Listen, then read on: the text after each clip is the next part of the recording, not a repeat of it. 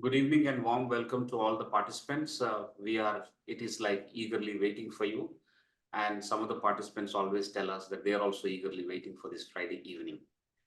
All in all, we are delighted to welcome Mr. V.Sankaran here. Please join me in cordially requesting the sir to start this program. Welcome, sir. Welcome to this leadership conversation. We are so happy and thankful to you for agreeing to speak in these leadership conversations. I will share my screen and make the introduction. And after that, I will request you, sir, to start the conversation.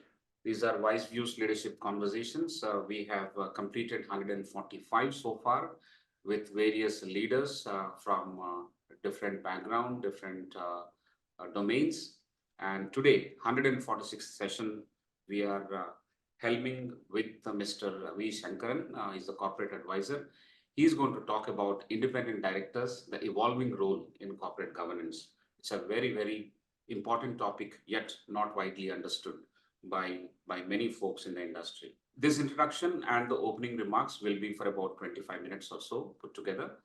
After that, we'll have two clusters of Q&A, and we'll also open mic for the participants who have some good questions to ask and directly interact with the leader. Let me take this opportunity to introduce Mr. V.Sankaran. He is currently on the boards of two established companies as an independent director, holding responsibilities as the chairman of Audit Committee and Nomination and Remuneration Committee. His current focus and areas of interest include corporate governance and risk management. Mr. Sankaran is a finance professional and he has held high positions in corporate sector and had worked both in government sector, RBI and Ministry of Finance, and in private sector in well-established companies like Larsen & Toubro, ITW Signode, SAFE, and E&Y. While in financial services industries, he was the chairman of Equipment Leasing Association of India, ELA, and the convener of Chennai chapter of Association of Merchant Bankers of India, AMBI. Mr. Sankaran had taken active interest in academic activities. While serving in Mumbai, he was a visiting professor at Jamnalal Bajaj Institute of Management Studies. He has presented technical papers and has been a speaker on many occasions in the conferences held by various professional institutes. Mr. Sankaran was very closely associated with Mr. Inge SSP in the formation of ICFAI in 1984, and he was also involved in designing the academic programs in 1985. He was a signatory in signing of the MOU agreement between the CFA Institute of USA and our institute, ICFAI, which eventually came to be known as ICFAI. Mr. Sankaran holds a postgraduate degree in commerce, and he's an associate member of both the Institute of Cost Accountants of India and the Institute of Company Secretaries of India. Thank you very much, sir. Thank you for joining us. We are very happy to welcome you this evening. And I will take one more moment to introduce my esteemed colleague, Professor Prasad. He is the Senior Director of Academic Wing. He brings 3 decades of rich experience as an entrepreneur, as a corporate professional, and as an academic now. He holds a BTech from IIT Bombay and a PGDM from IIM Kolkata. And thank you very much, Professor Prasad, and welcome to this conversation. And we are excited more because of the fact that we see a lot of people and a few institutes talking about the potential and opportunities awaiting individuals to grow into independent directors. But we didn't know how, and the various challenges, the risks, and the available roles and responsibilities for independent directors is something that we are all eagerly waiting to learn from you, sir. I'll request you to start the conversation with your opening talk, and after that, we'll come back for Q&A. Over to you, sir, and thank you once again. Thank you, Mr. Sudhakar, and thanks for the introductory observations about my background. And the topic which we have taken today is quite relevant for the professionals in practice.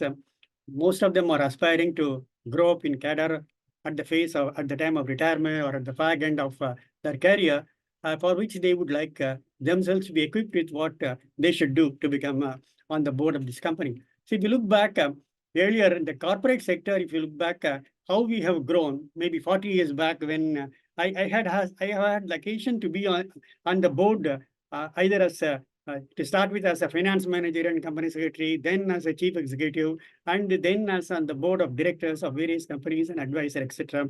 Maybe I have attended meetings for the last 30 years, sitting in the boardroom. Those days, the conventionally what really was happening was the 80% of the corporate sector, the companies in the corporate sector, they were having a board, and the board was mostly a closely held board. The promoter, the main stakeholder, was there either as a managing director or a whole-time chairman and managing director, such position. Other 2 or 3 directors, he would normally have a board, and those board consist predominantly members drawn from his family or his close friends, etc., to meet the requirements of corporate laws. This is how it was happening 30 years back. But very few, 20% of the companies, even 40 years back, if you look at it, those who were managing companies, wanting to manage companies professionally, they had felt the need for outside infusion of talent at the board level. Because board room is, as far as the board is concerned, the board is a supreme body of a company, and the board decides various matters governing the operations of the company. So it is, if it is going to be closely knitted with the promoters and the main stakeholder, the aspirations of the expectations of the company's growth would be limited to what the promoter thinks, what he wants the company to do. So over a period of time, there was a need, people felt we should have an outside blood entered into the board. That happened, the professionalism at the board level. In fact, companies, when they wanted to go for IPOs, for example, Indian IPO market, people generally those days, they look at who is, what is the board composition, who are on the board. The board, if it is a fairly well-managed board, or the board consists of people with eminence or people with integrity, proven character, and of that type, all the IPOs were oversubscribed 100 times, 50 times, etc. So there was a clamor for professionalizing the board, inviting, enlarging the board, especially companies who want to become, who want to go in for IPO, who want to grow in a bigger way at a faster space. So that, in fact, the very first board, in fact, those days, I would recall in the first assignment of in Hyderabad, it happened. I was the finance manager and company secretary of ITW Signor, which is doing very well. So they were monopoly and MNC. When you have an association with an MNC expects you to do certain basic things in terms of running the company, in terms of conduct of business, etc. So we had the best board. We had outside Dr. N.C.B. Nath, who were a professor in IIM, director of IIM, and then he became NCRT chairman. He was the chairman of the company. Then we had taken one M.S. Ram, who was a government official, IAS, chief secretary to government of Tamil Nadu. So like this, 2 outside blood was inserted. So the board deliberations became objective. Similarly, next assignment, if you look at it, I had people from insurance, chairman of LIC sitting on the board, chairman of LIC sitting on the board, or chairman of State Bank of India sitting on the board. When they sit on the board, they really don't look at small things, and they really would like to ensure that the company does not go astray. So they tell the entrepreneur, look, gentlemen, this is not the right thing to do. In politely, they used to say, if not the way in which what we do today. So the question of the outside infusion of talent started coming for the last 30 years. But it was not formalized.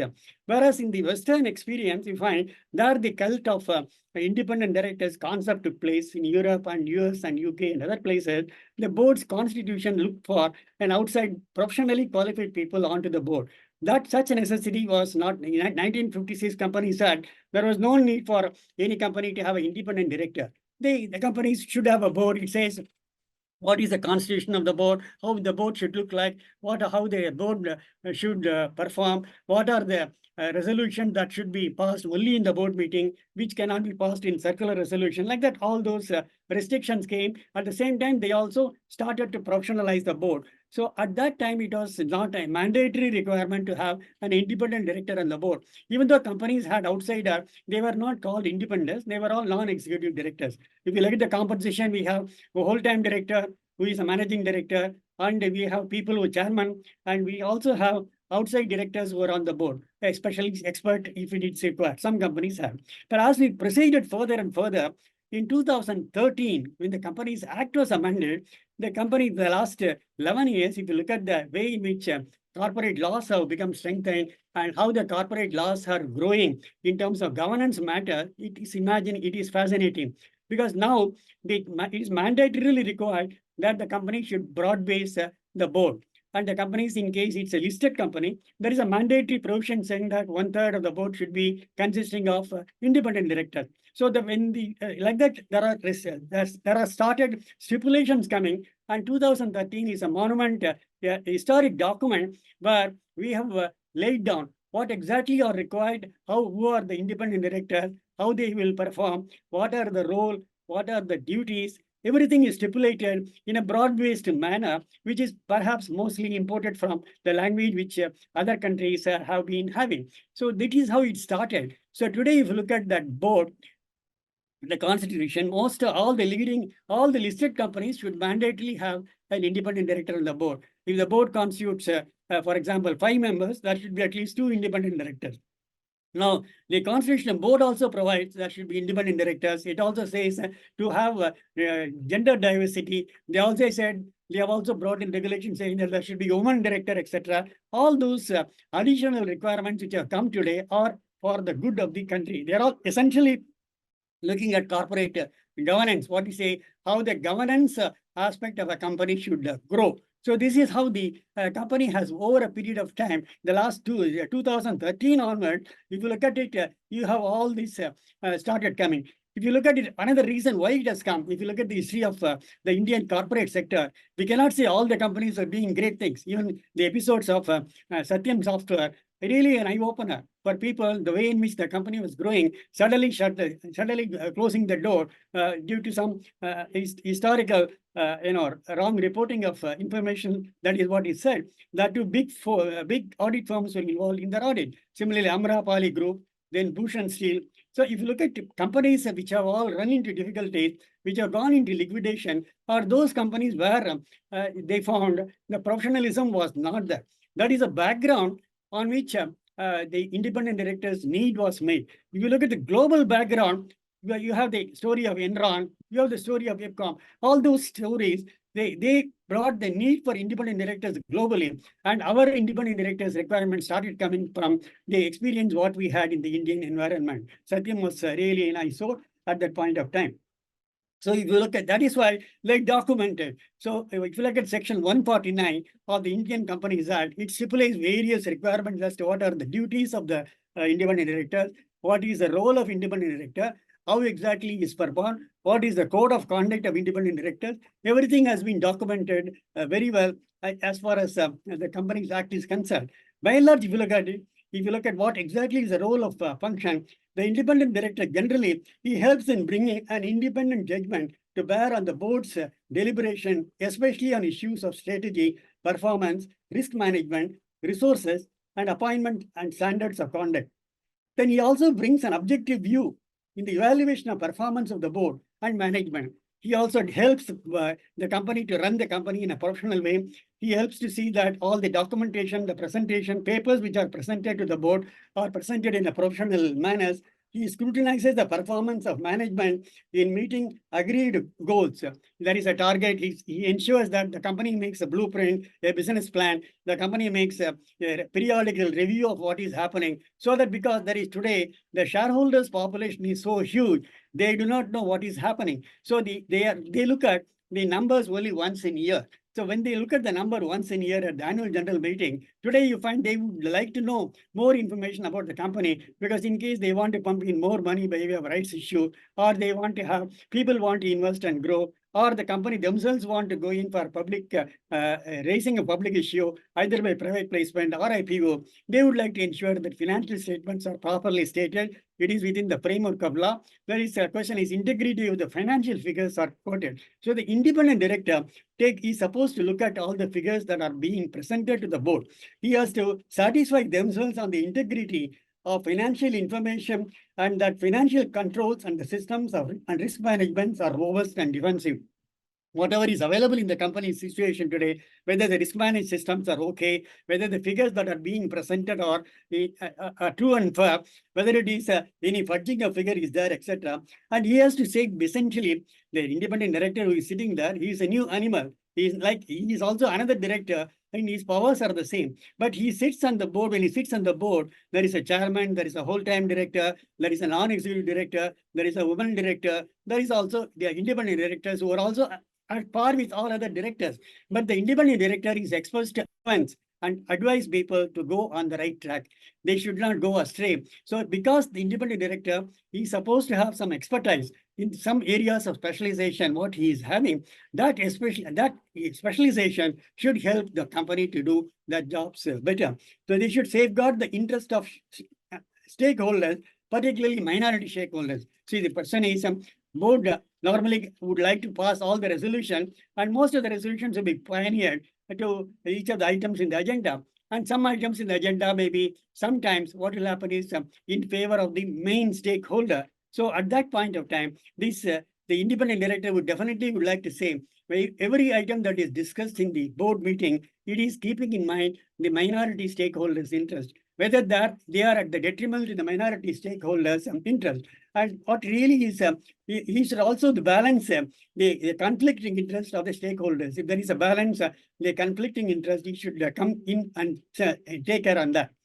And he should also determine appropriate levels of remuneration of executive directors, key managerial personnel, and senior management, and have a prime role in appointing and where necessary recommending removal or executive directors. In fact, one of the roles of the independent director is he also forms part of the nomination remuneration committee. Today, the Companies Act has laid down that the company should have a board, the company should have various committees. The main important committee is audit committee, and then you have a remuneration committee. You also have the stakeholders share transfer committee. Then you have corporate social responsibility committee. There are so many committees are being done with people drawn amongst the board members themselves, and they should look at these operations. So what happened? Remuneration committee is supposed to look at whenever the renewal of managing director's appointment comes, he will definitely look at it and say, and whether the remuneration is in line with what is being drawn by other areas, other people. So he compares on that account. So this is how he looks at that. So broadly, the strategic role expected of IDs is the impartially and unbiased assessment of items discussed. Every item what is discussed, he should ensure that his impartiality and is not there, and their assessment is unbiased on item discussed. Number two, he also has to ensure corporate governance and compliance of various laws. Today, in fact, you have we have to ensure that we have to follow the accounting standards, we have to follow the cost accounting standards, we have to follow the secretarial accounting standards, and we need to ensure that GST laws and regulations are respected and probably filed.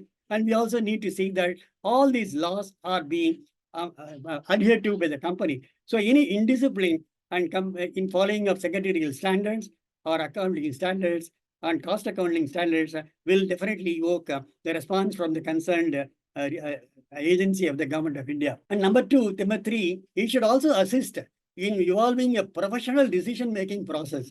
It is not managing director comes and says, I want this to be done. It can happen those days. Today, it is not so. If you say, I want to go for this expansion, he has to make a presentation.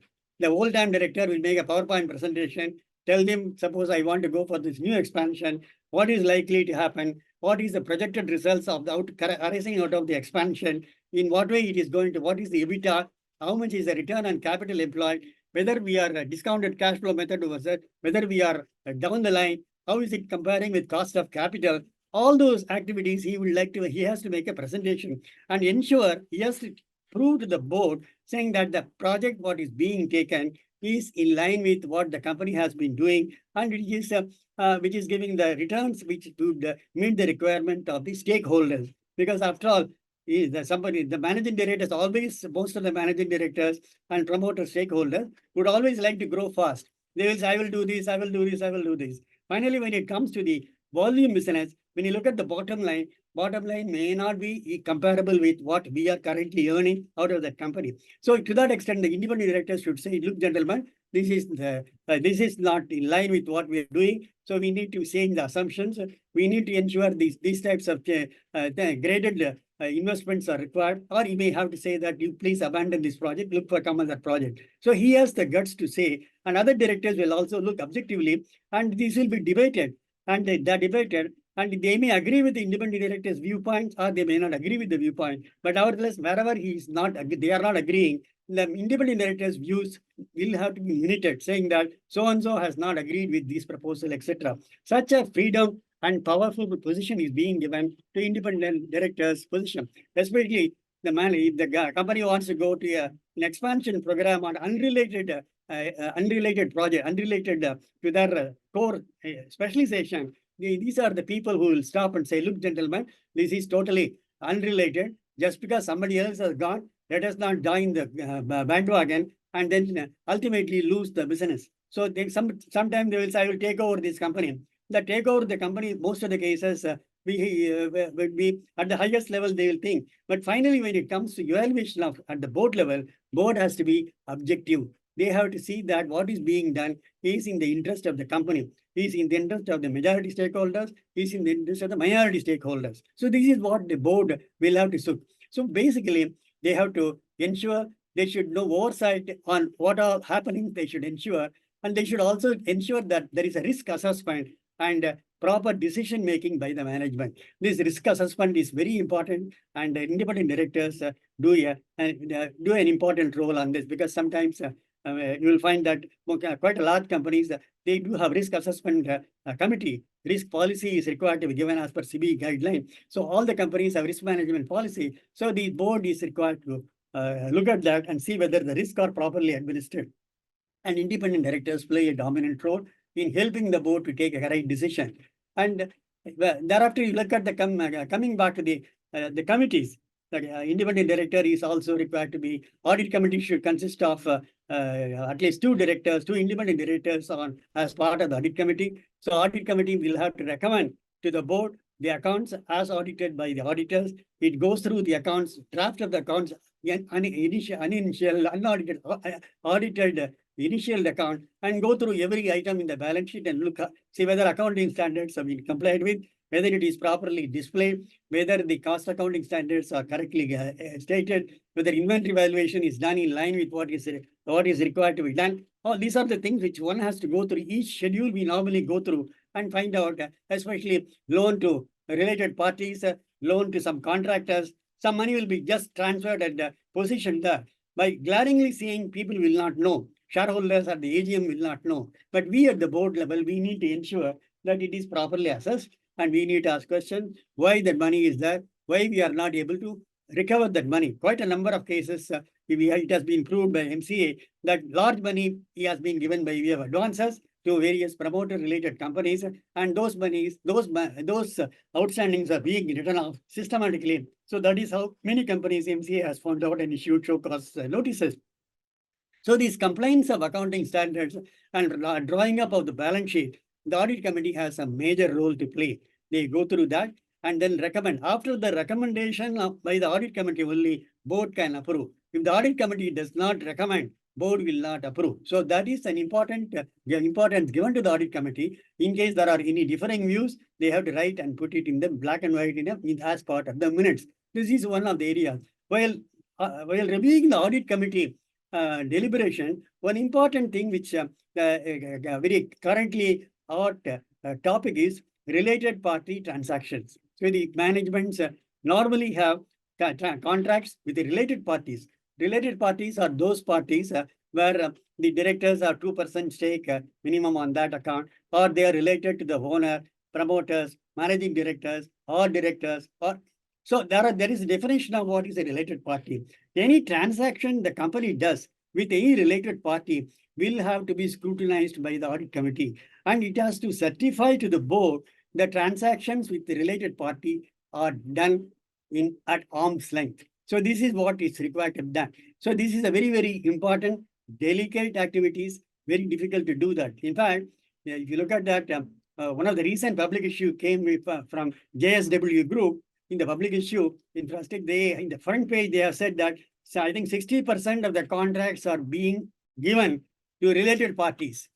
So this is a very major, bold statement they made, and the issue got oversubscribed. But the question is, when the related parties, that there is nothing wrong in favoring a related party as a contractor, but the terms of assignment given to the contractor, the related party should be fair, and it should be at arm's length. It should be in line with what they will otherwise give to some outside party. So the related party is a big animal. which I think is the most difficult task by the audit committee to say that it is at arm's length, because they meet once in a quarter and they will not have time to go through each contract. So now what we have done, what we have done is we have given a special responsibility to the statutory auditors to go through each of the related party transaction and then certify to the board saying that these related party transactions are at arm's length done.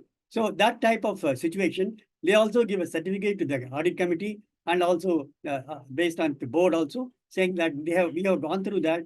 And in our opinion, all the transactions with the related parties mentioned below have been done at arm's length. So this is where a satisfaction level what is being done by virtue of our discussing with them. So the related party is one area which is a very gray area, which I think many companies camouflage. Some companies, in fact, what MCA has found in one of the cases recently, I noticed, they found about 20 related parties, and all the 20 related parties are functioning only from one place, and that they don't have any manpower. And all the operations are done by the chief purchase manager of the main company. So the main company purchase manager or general manager purchases is also the guy who is placing order on these companies. He does a dual responsibility. To that extent, they found that it is very not in line with what is expected of done. There is no address, only one room which is there. There is no manpower. So the same place, all these related party officers are there, and there is it is not done in the way in which professionally the main company should place orders with. So these types of irregularities are also supposed to be overseen by the independent director, which is the most difficult case. The next topic which independent director does also is in terms of aiding in selection of KMPs, managing director, whole-time directors, etc. The terms of renewal, terms of approval will have to be scrutinized by the nomination and remuneration committee, which is consisting of the independent directors. They look at it whether the remuneration is in line with market. Suppose we find that quite a number of cases we find that directors are getting a yearly salary of 20 crores, 10 crore, 15 crore, etc., which we don't know how they are working out. But nevertheless, it can happen in a software company, but it can happen in some situation. But today, we need to ensure that it is in line with what is prevalent in the market. And for a whole-time director in an electronic company or for an engineering company, if we are giving the renewal, we should see that he is paid in line with what is being paid by the industry. He should not be less than what is being paid. We can give something more depending on his exceptional performance, his evaluation, and based on this, non-remuneration committee will take a call on that. And all the very selection of key management personnel. Key management personnel is the whole-time directors, company secretary, and the other directors, they come under key management personnel. And also, even the recruitment of, even for induction of an independent director onto the board, the remuneration committee, nomination remuneration committee, they look at the biodata. In fact, they meet the independent director in person, either in the office or across a cup of coffee. They discuss about that potential, their usefulness to the company, etc. And then only they do that. So to that extent, it is a very tedious process, and this is what is being done. So with that, I think I will stop at this point and open the floor for further deliberation. Thank you so much for covering this landscape of this entity. Your voice is a bit, maybe you can step up your volume. Yes, sir. Can you hear me now? Now I can hear. Yeah, please. Yeah, I was thanking you for helping us understand this landscape with the roles and responsibilities that the independent directors are supposed to play, the expectations that are placed on independent directors in various companies, and all these for a movement called professionalizing the decision-making process over a period of time. And I'm sure Indian industry, Indian corporate sector is now at a mature level, and the aspirations that are built into amending the Companies Act will now bear fruit. And hopefully the scrutinies and the roles held by independent directors will help in appointments, remunerations, expenditure, related party transactions, so on and so forth. I think a lot has been covered by you, sir. Thank you so much for these opening remarks. Without much ado, I will request Professor Prasad to commence the cluster number 1 for Q&A. And I'm sure with this Q&A, a lot of clarity will come. and I'm sure we'll be able to spend a little more No, time I have than what we few expected. more areas which are being attended to by independent directors, which I have not covered. We'll see whether we can cover it up as part of the program. Absolutely, sir. Absolutely. Thank you. Over to you, Professor Prasad. Thank you. Thank you, Professor Rao. Thank you, sir, for laying out what independent directors need to do, roles, responsibilities, the context in which it has taken place. Your background of having seen board meetings for over 30 years gives us the confidence and expertise on the evolution of such boards, as well as the necessity of all this right now. So, sir, as people sitting on this side, I'll start with this question. As we discussed in the beginning, many of us, in the manner of speak of people who sit on boards are laymen. I mean, many may not even have gone to board meetings or, followed what is happening there unless there is a reason to do so. So in the audience, we'll have people who belong to different industries, mid-age professionals, may not be very concerned about what boards do. So in other roles, how does this topic of independent directors gather relevance? People may be investors, individual investors, people may be employees, or people may be consumers. So, but in other roles, apart from those who aspire to get into the such sort of independent directorship, or presently practicing professionals who want to do that, how will this be important? That's the first question, sir. The question is, if you look at the in terms of the importance of the independent directors, even today, from the external world, there is a shareholders activism which is developing. You look at it, shareholders activism, the appointment of even independent directors are not being approved at the shareholders meeting. So the value of you asked a question about their value. So value is when their appointment comes at the annual general meeting. First is go to remuneration committee, and then it goes to board, and from board it goes to AGM general meeting. At that point of time, it is if it is not approved, or if it is objected to by activism committee, the company may have lesser rating in terms of the public perception. So as a perception, if you look at that as a professional, when as an investor, he would like to see that in the company where it is professionally managed, where the share activism also is not again this company's independent directors and the board. It is a sign and encouragement for them to look at those companies for investment in a long-term perspective. So today, for example, when I joined this particular one company where I am on the board, it was 15 crores about 20 years back. Now it is almost about 1,000 crore. So the question is, it has grown over a period of time. That is because of the support of the solid support of the board and the management team. So as an investor, if you want to look at the company which has a good board. Thank you, sir. From an investor point of view, this is very important because of the perception angle of it. And perhaps for people who are pursuing careers also, and they do have choices, I think as an employee also, they perhaps will go for organizations which have a better perception on this. Thank you, sir. Now move to the next question. We have had some recent cases on corporate governance issues. Of course, the Satyam case was there earlier. What could an ID have done? Please can you take a use case and explain what could have ID have done in a specific situation which has come up recently? No, like in the case of Bhushan Steel, Bhushan Steel, or what do you call, I think, financial irregularities. If you look at it, look at that Yes Bank, for example. Yes. A classic case where Yes Bank got into major trouble.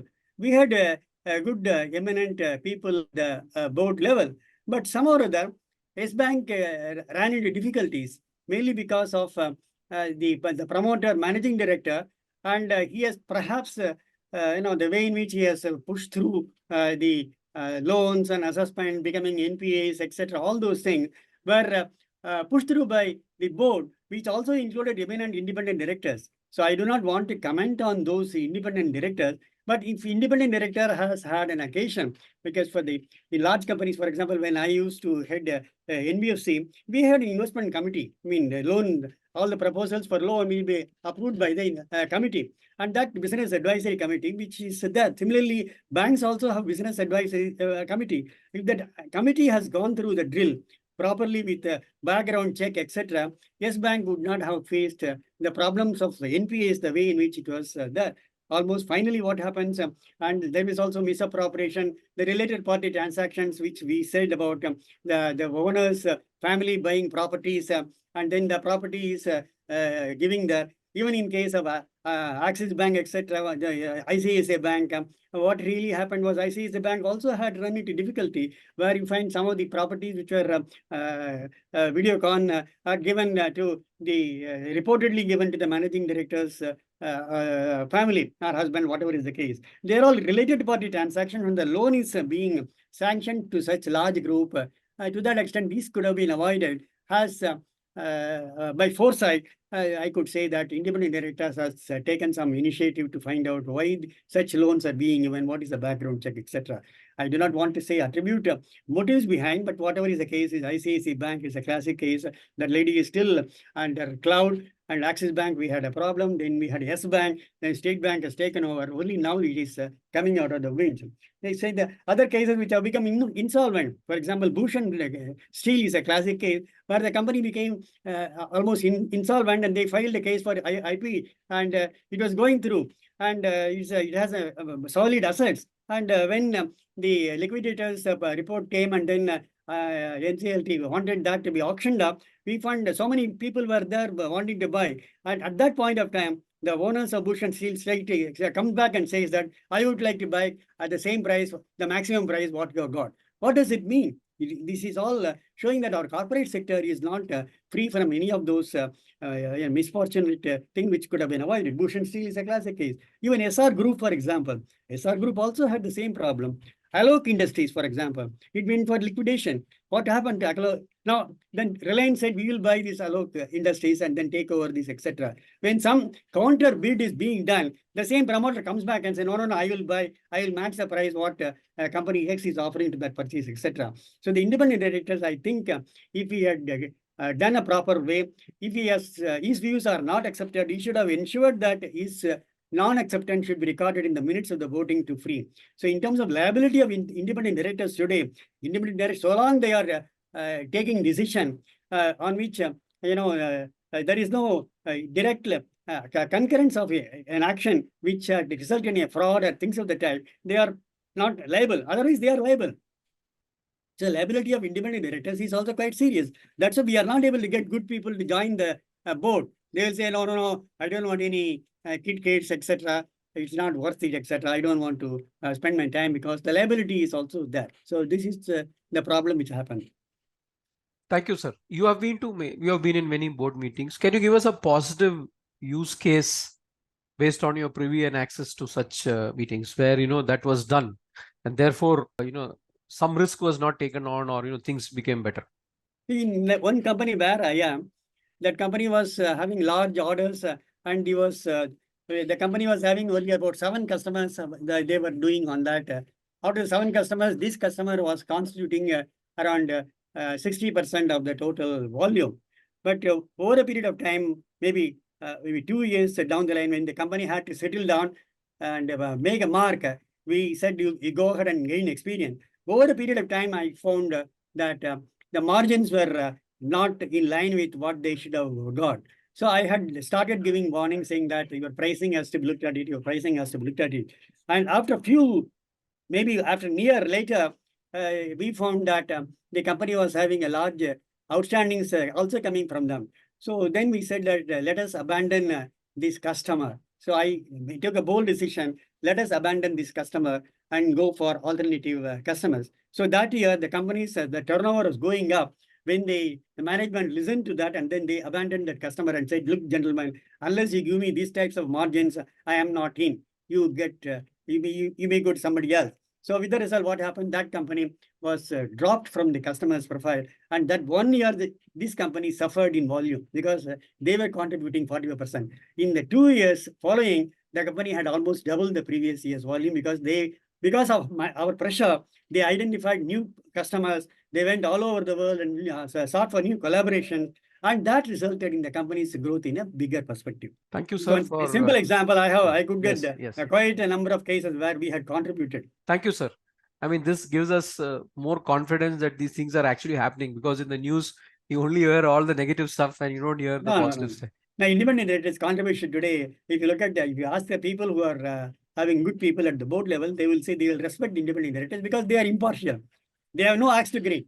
In fact, the companies where I am on the board, I don't have even one share. The company when I joined, it was quoting around 21 rupees. Today it is quoting at 800 rupees or 700 rupees.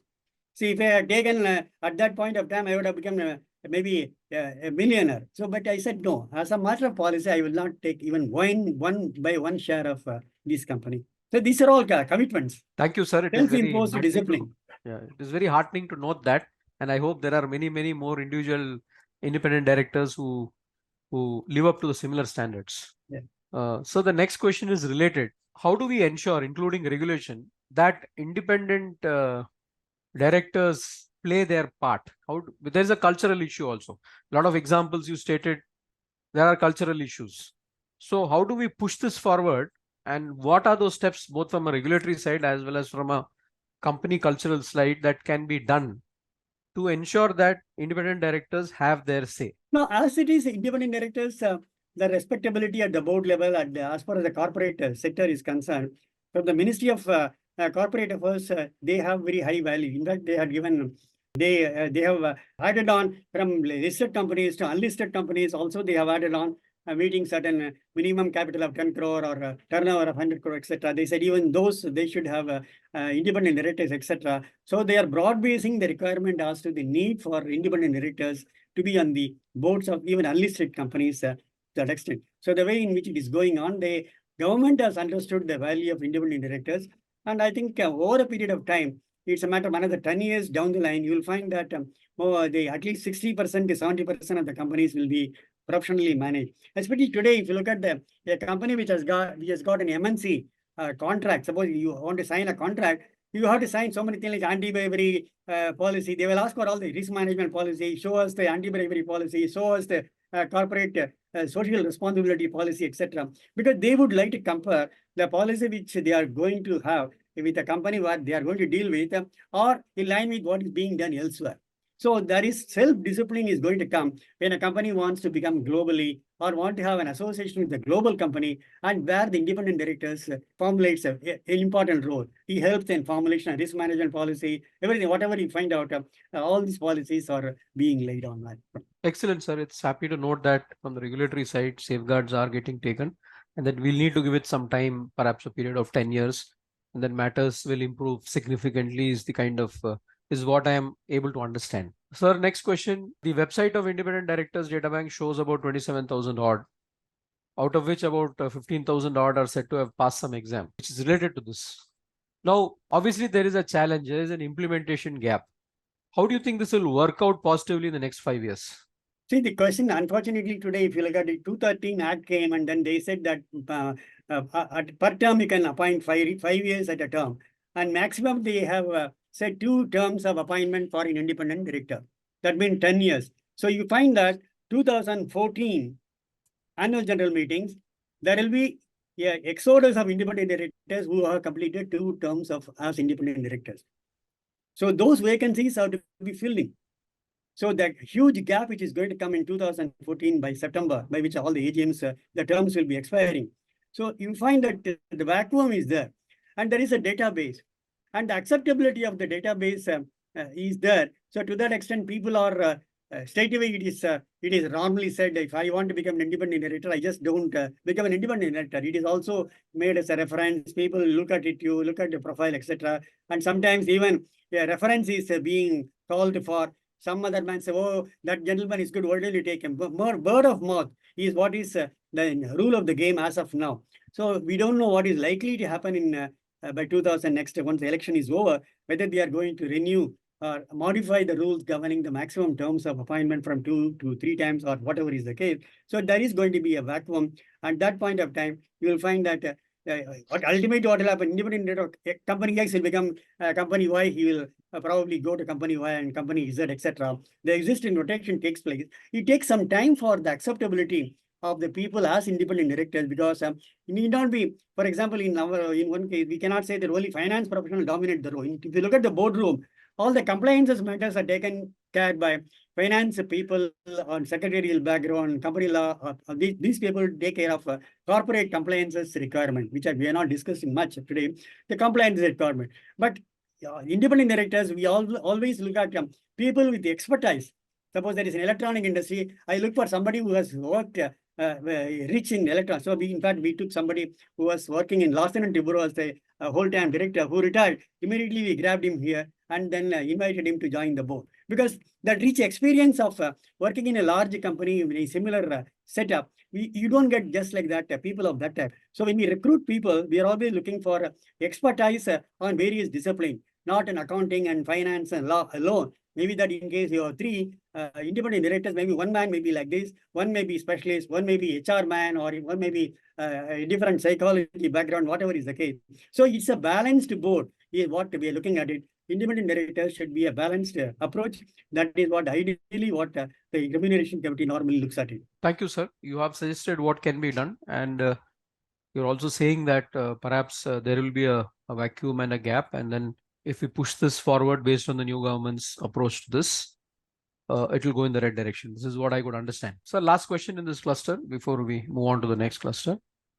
Compared to the other us, how do the other countries, the leading countries, perform on the independent director angle or its equivalent? See, they have independent directors only, but what they do is, say for example, we have introduced a concept of evaluation of the board, evaluation of the executive directors on the board, evaluation of the non-executive directors of the board, and evaluation of independent directors themselves on the board. So this is one of the activities to be done by the independent directors team to see whether the board is doing the job properly, what is expected of that to be done. So the evaluation of executive directors, for example, other companies, global experience, for example, which we have imported. How do we do that? How do we evaluate the performance of an executive director?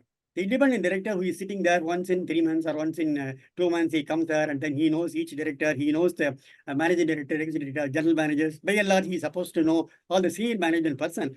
But at the boardroom, every year, we need to evaluate the performance of the executive directors. This is a model which we still have to perfect. It is a very gray area, but nevertheless, we go through this exercise. What we do, we see whether formulation of plans, projects for implementation of the visions of the company, whether the ED is doing properly, and as it demonstrates quality of analysis and judgment related to progress and opportunities, and does he need any changes on that? Then we also see contribution to ensure growth, performance, has he contributed for the growth of the company? Fourth, having knowledge of the technology and its constant upgradation of the industry, is he exposed on the technology where he is performing? He's an executive director, so he's supposed to know the technology where he is doing that. The knowledge of the market, whether he knows the market, how the consumers are behaving, how the products, what we are doing, whether it is meeting the market, what is his performance rating on that? Is he familiar with the company's senior management team and other key management? Executive director may say, I will sit in the corner room, I will not look at people. It is not so. So he should be accepted as a leader. Understand the business, social, political environment in which the company operates.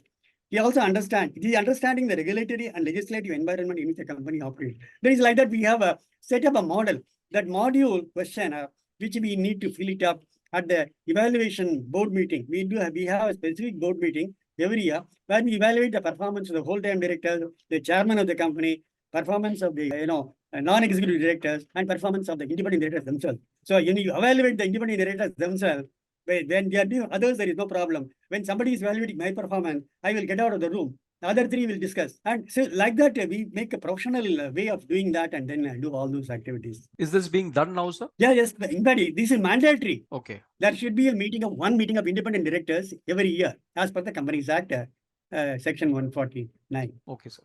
So there we are making a beginning because it is an environment. Suppose when I evaluate the managing director who is the promoter holding 90% stake or 80% stake, if I say that he is useless, I will look for exit gate. Okay, sir. Okay, sir. So we need to see how that the main stakeholder meets the requirements, how he is screwed up in the current thinking. Okay, sir. Fairly nuanced stuff, and I think there is potential to move in that direction, and a lot depends on how we are able to take it forward. Thank you very much, sir, for your responses. I hand it back to Professor Rao. Thank you. Thank you very much, Professor Prasad. Sir, I'll take a few questions and see if audience also has any questions to raise and they can talk to you directly as well. But the first question is, if one aspires to be an independent director, for example, I want to be an independent director, how should I equip myself to rise to that level of an independent director? What should I do so that I qualify to become an independent director? Today, the regulations pertaining to appointment of independent directors has been stipulated as part of the Companies Act. Basically, one has to register with the data bank of the Ministry of Corporate Affairs first. After doing that, data bank, the institute is, there is a online qualifying examinations are being conducted by the government body. So the online examination, one has to qualify. So once you are in the data bank panel, empanelment registration, and after qualifying the examination as an independent director, say entry-level examination, you are eligible to become an independent director of any company. Your name will be in the shortlisted panel of independent directors available for placement, as available with the Institute of Independent Directors ID. It's available there, and also Ministry also has the data bank. So that is what is the requirement. But in reality, that is only a first entry point. Just because I have qualified, just because it is just not getting it. So you need to you look at your profile. See, for example, people with professional qualifications, IIM or chartered accountancy, company secretary, cost accounting, professional institute, or any other professional bodies institute, or engineering specialization, quality control, whatever area of specialization. If he has excelled in its area of specialization and also qualified of the entry-level examination, he is eligible. And then I think once in the data bank, there is a biodata available about you. You are supposed to say what exactly is your profile and what is his background, what is the contribution which you are expecting, etc. And people who are wanting to recruit, for example, we would be scanning through the data bank because we need to fill up a lot of vacancies. So as a plan, for example, in our company, in one company, 4 persons are retiring on that this current AGM. So we have 4 vacancies. So 4 independent directors, we had to fill it up. So what we did, for the last 6 months, we have been online working on identifying candidates. So we identified 2 great stalwarts onto the board. As I said, one is an L&T man, another is a leading chartered accountant identified. And the third one, which is required to be filled up, is there. What in the meantime, what we have done, we are also reconstituting the board size. So the board is, say, for example, 12, we try to reduce the board size into 9, for example. We tell the promoters, look, gentlemen, you have got 4 vacancies, 4 on the board, you cut your board strength to 2, or you cut your board strength to 3. So once you do that type of pushing this, and in our case, we put our foot down and say the board has to be, constitution the board has to be done in such a way that independent directors, right now we have about 3, so it cannot be more than 9. So how do we have a board which 9, consisting of how many from promoters group and how many from outsiders group, etc. So this is the role which we do. So while we're doing that, we look at the people. When some good people are, so every company where we are required to, the vacancies are coming now, they are all on the lookout of people. And once people, those who are qualified, would definitely get an opportunity, if not today. If they have a right type of experience, people with youngsters with 35, 40, etc., they probably find it difficult. People with above 45 plus, with experience of about 15 years and having qualified as independent directors, have a reasonable chance of getting into good companies. Thank you, sir. Thank you very much.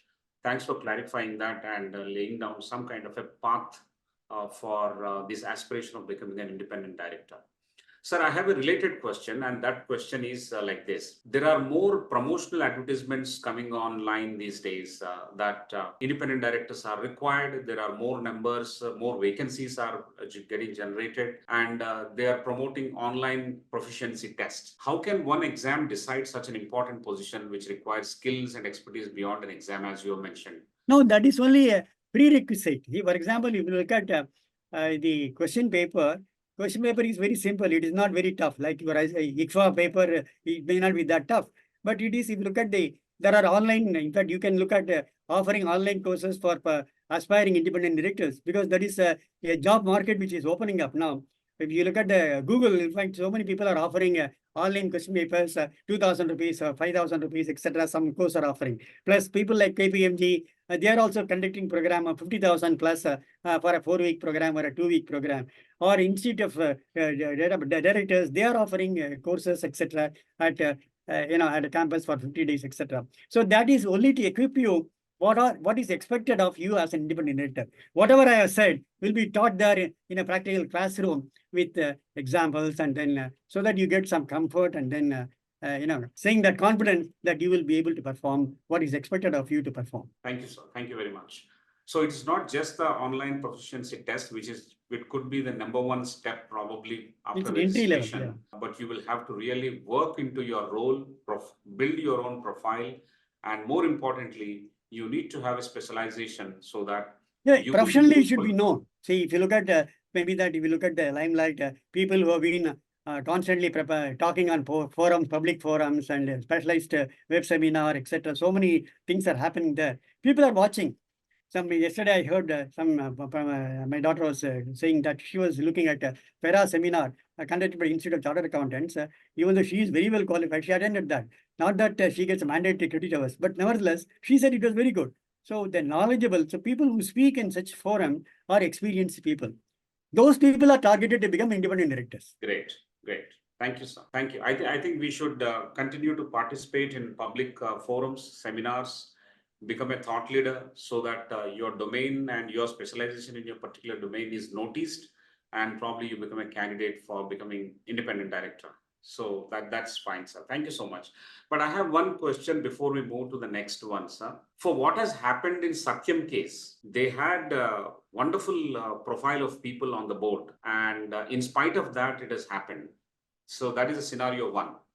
Scenario two is a case where Indian entrepreneurship or Indian entrepreneurs or business leaders there are very few examples, but a large number of them are pliant to the political pressure. It is understood. So if that is the case, there are more chances of entire organization, right from the business leader to all the directors, including independent directors, there are greater chances of trying to be pliant under a political pressure, under any pressure that you might encounter. In spite of regulation, in spite of expectations, in spite of examples before, there are chances that people and organizations might go the wrong way. What is the latest thing in terms of regulation that gives us any confidence that it will prevent one more Satyam kind of case, or many other examples that you have talked about? Unfortunately, Satyam's case, it is said that the directors prima facie believed the auditor's report, and the auditor is also a big five, and they have probably delegated to the lower level to verify whether the deposits are really there or not there, etc. And they have not taken effective steps to see with the bank as to whether what is being done, etc. So that goofing up has taken place, and the independent directors fell a prey. And the entrepreneur was wanting to beat the competitors like Infosys and TCS, etc. He says, I want to become bigger than them. And I would not say, I should not say this, but normally people from Andhra Pradesh, they are very aggressive in terms of they always would like to grow faster than their counterparts. So that is my experience.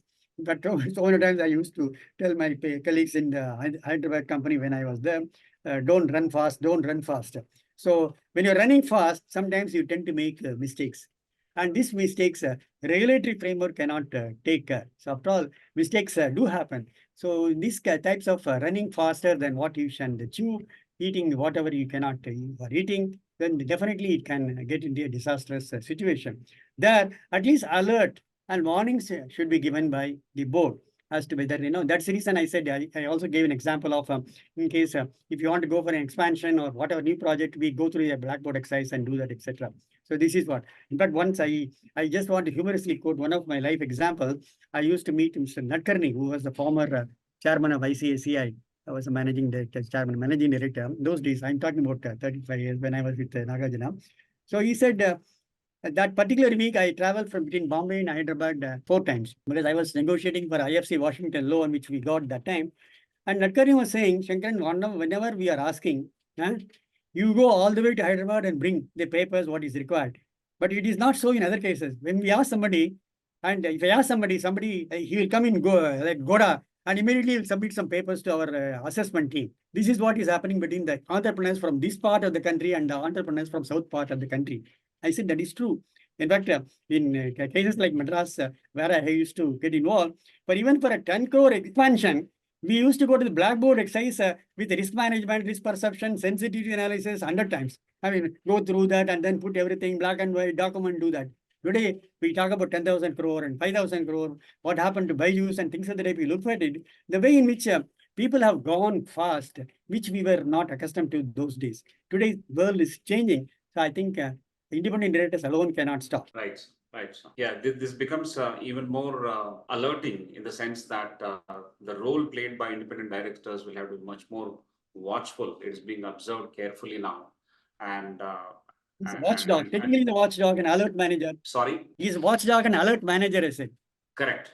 Correct. So what kind of remunerations these independent directors get? I'm sure it varies from boards to board, companies to companies, but can you just give us some ballpark figures so that some of the aspirants can... It depends. Say, for example, when I used to draw the first independent directors, it was 500 rupees per sitting. In fact, my collaborator, the director will come and I used to give a cash in a packet and give it to that to him, saying that, or you say, what is this? It's 500 rupees. And my boss is saying, Lee, he's just giving your pocket money as sitting fees. Like that, he used to make a joke. That was those days. Today, things have changed. The law provides up to 1 lakh you can pay per board meeting. You can pay 1 lakh per board meeting, plus conveyance, whatever is required, incidental to attending the board meeting. In addition, you can also get paid by a percentage of commission on profits. If some companies who want to do that, they can do that also. So they can pay. That is again restricted to maximum permissible is 11% of total managerial remuneration. It is within that framework, whatever is permissible. So that comes. So it is, to some extent, I would say it is not in line with the responsibilities what is being taken. It needs to be revised. It needs companies to company difference. Okay. What they can afford. Right. So thank you for giving that clarity, sir. What are the possible liabilities that these independent directors carry, sir? Can you give us some use cases where it was applied? Because when they go wrong, there has to be a liability. If when a matter is discussed, knowingly you are also participating, you are agreeing to the proposal, and you are conniving with the proposal to see that it is accepted. And if it can be proved, he can be held liable along with the managing director. He can be imprisoned and then can face. Any recent examples that we can take where liabilities have been penalized on individuals, independent directors? No, independent directors, there are a few cases I find cases have been filed against them and they are all in litigation because today the management, they say that they have also taken an insurance policy to protect the director's liability. There is also an insurance available. So, but nevertheless, it is to be proved, which is quite difficult to say that he was a party to the transaction. So it is to be seen. I do not recall instantly the cases because there are some cases which are all going ahead, going on this street. Right. Even in case of S Bank, they wanted to do that. They wanted to file cases, ICFAI, all the independent directors. But quite a number of cases when the fraud is noticed, the independent directors have resigned. But the resignation letters are not accepted in face value. ROCs have been taking action against them as to why you are resigning now. You should have resigned long time back. Okay, sir. Okay. So it is not a bed of roses. Yes, it's not a bed of roses. Sir, one more question related to this. SEBI has recently introduced an amendment on resignation disclosures by independent directors.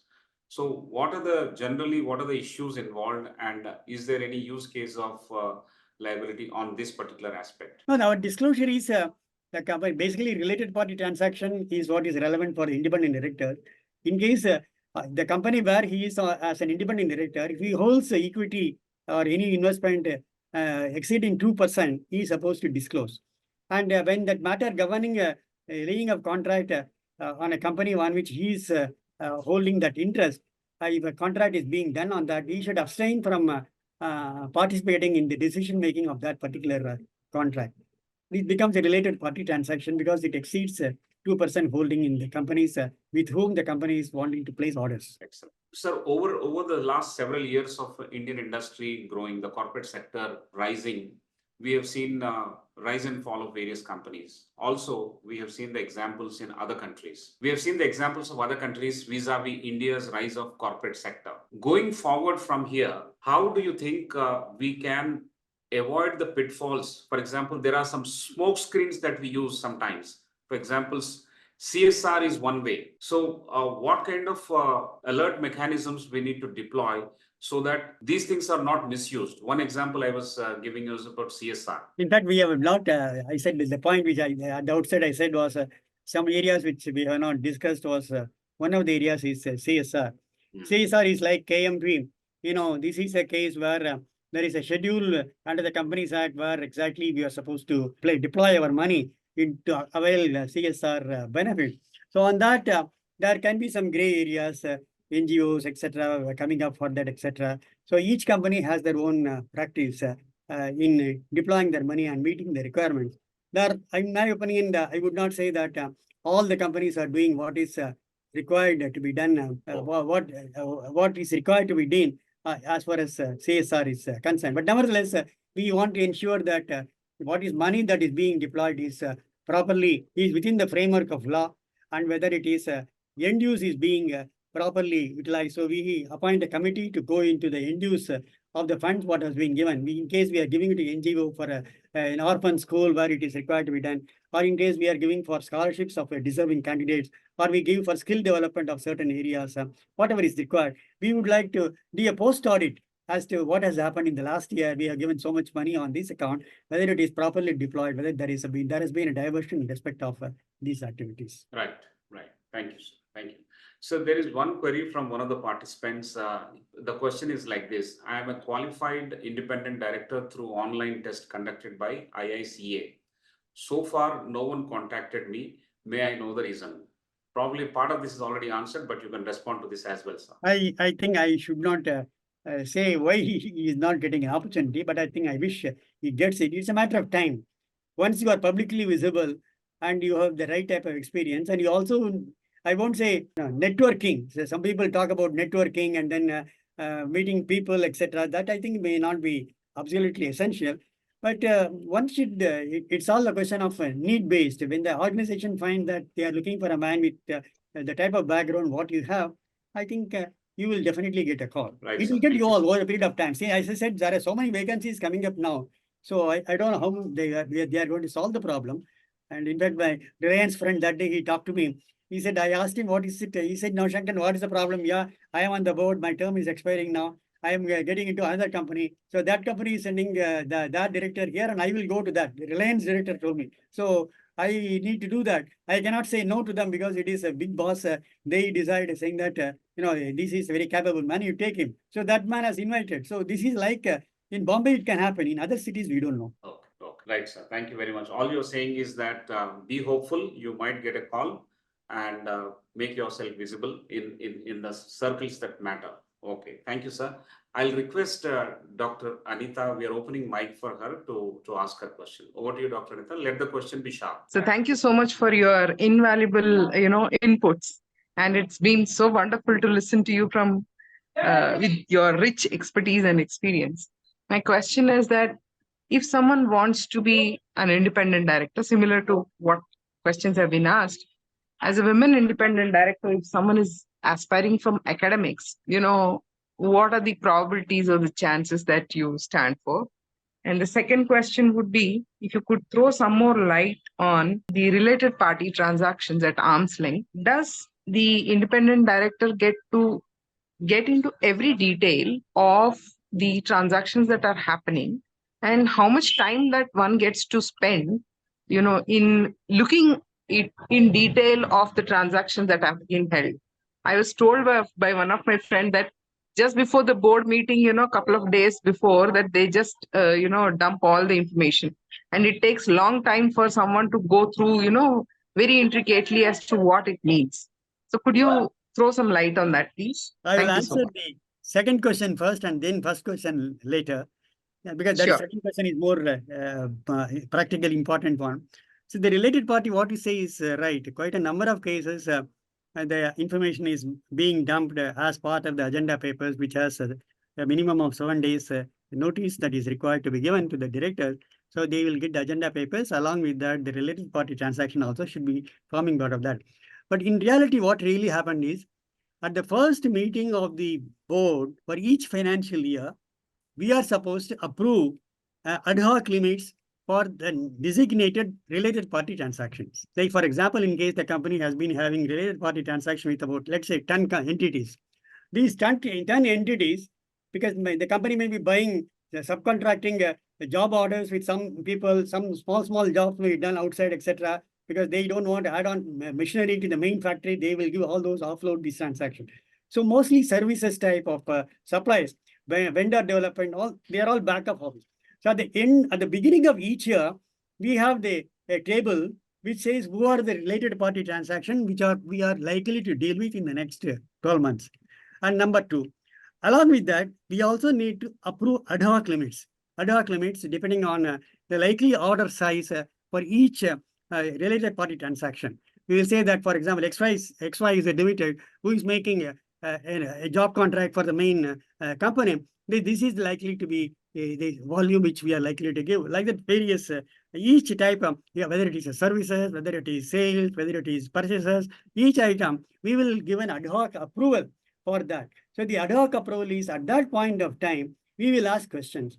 Why are we giving 10 crore to this party? Whether he is having proper, adequate capacity. That is being discussed widely at the first meeting when the names are approved at the first time, and ad hoc limits also being sanctioned for those parties. Companies cannot go beyond that. The ad hoc limits have to be the upper limit. If it is to go upper, again it has to come to the board and then justify why it is going up, etc. So in terms of number two, in terms of verification as to whether the orders are placed in a transparent manner and at arm's length, it is an area which needs to be verified by the audit committee. Technically, audit committee is responsible for that. In many cases, audit committee will not have time to go through each and every transaction. Some cases it may be 10 transactions during the quarter, because every quarter it has to come. The related party transaction approval, for every quarter we need to have a board meeting. At the board meeting, it has to say what are the transactions that have been done for the particular quarter with the related parties. They name the party, what has been done with them, what is the ad hoc limit, how much has been done, etc. What is balance remaining, that will come. So that every quarter, we will look at the volume and see what has been placed with them. And we look at it and see, in case there is a need for verification, we will ask for some information. But generally what happened, considering the volume and strenuous work involved, many cases, we have given a terms of reference to a statutory auditor or the internal auditor, whomsoever is the designated person, to go through each of the transactions that are being placed, order placed with the internal related party transaction, and he will give a report, a certificate as to say that this is the order placed by the company is transparently done, it is at arm's length, and the competitive code for the same type of job which the management feel is XY, rupees Y, whereas rupees X is what is being placed. Rupees X can be lower or rupees X can be more, but it cannot be disproportionately higher than what you will get the job done from really the contractor Y. So this is what the auditor will look at it, and he will give a certificate saying that I have looked at the so and so based on all the information what is made available to me. The related party transactions named below here and there are in line with what is being done. I like that he will give a standard report. So audit committee naturally will have to accept the recommendations, accept the report, because they have gone through the deal. But we will ask questions. The auditor also will ask questions. How you have done this? What is done, etc. Have you seen this? What is the constitution of this company? Because those things come in day one while approving the ad hoc limits itself. Have I answered your question, Anita? Yes, sir. Yes, sir. But arm's length is again has to be justified, right? That justified means the price parameters, the auditor will look at it and then he will give a report. There is a But if the statutory form auditors do not reflect, sir, if the auditors do not reflect the arm's length practice, the way it has to be done, then does it come on to the independent directors? No, audit committee will screw them up. They will say if they are not performing the job, we will not go through those transactions. We will ask the managing director what is happening. Okay, so it doesn't come on to the independent director for that portion. It is audit committee. No independent director. Audit committee consisting of independent directors plus other director also. So 1/3 of the. So that means independent directors alone cannot be made responsible. It is audit committee.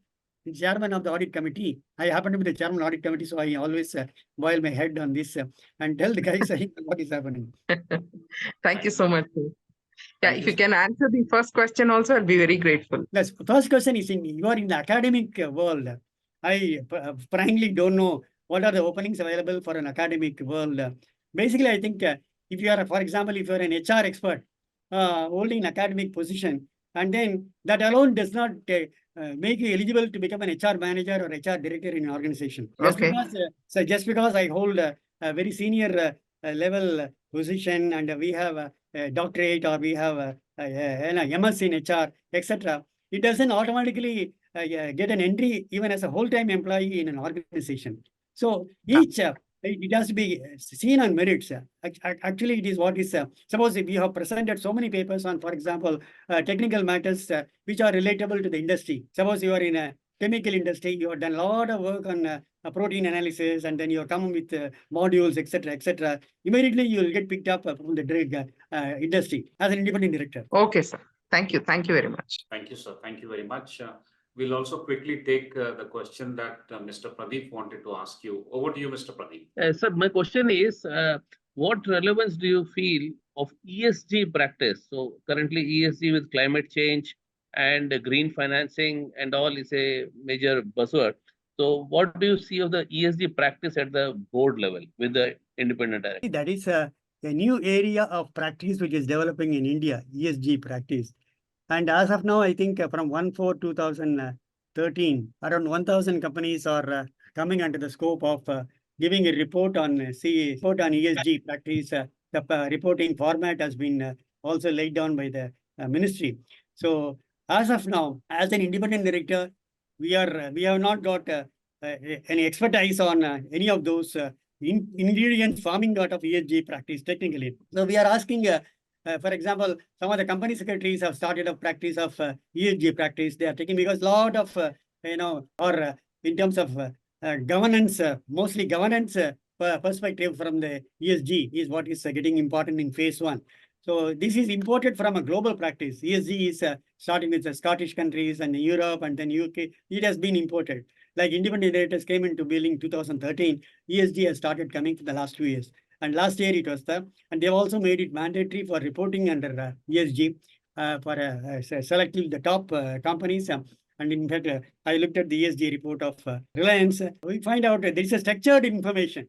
It is not that a freelance report.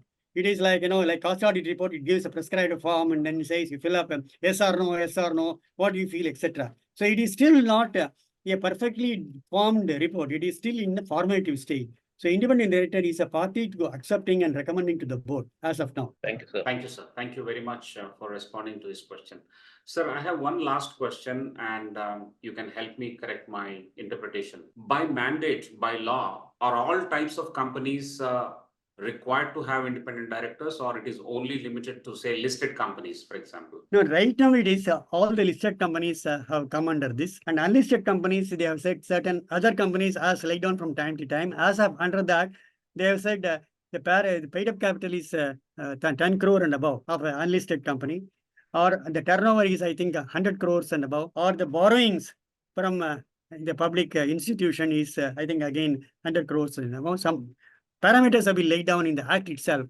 And those companies which are coming under that framework will also need to go in for independent director. Excellent, sir. Thank you. Thank you very much for your patient listening and also informed responses that you have given to all our queries.